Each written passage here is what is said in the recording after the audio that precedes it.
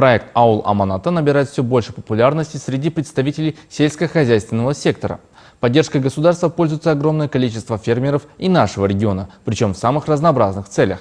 Так, в период с 2024 по 2025 годы в Жамбылской области проектом планируется охватить более 490 тысяч жителей 91 сельского округа.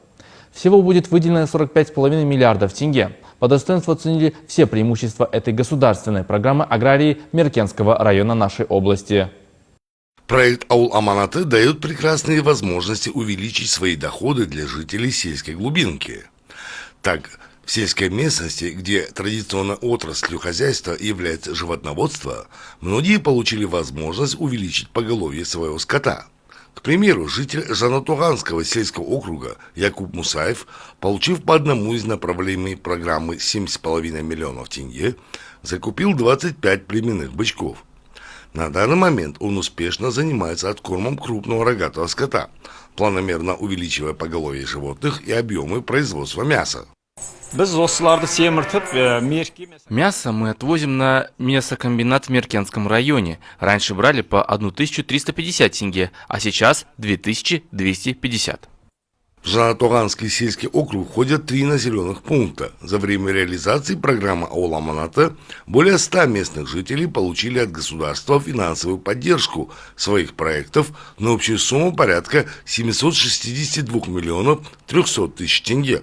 По словам акима сельского округа, подавляющее большинство проектов так или иначе связаны с животноводством. В рамках проекта «Ауыл Аманаты» было подано 125 заявок, из них 106 было одобрено. Были выделены средства с суммой 706 миллионов тенге.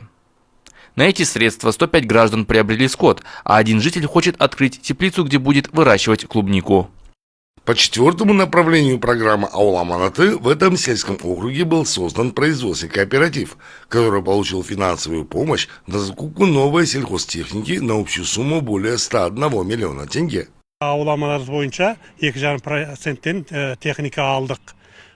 Взяли технику в кредит под 2,5% в рамках проекта «Ауыл Аманаты».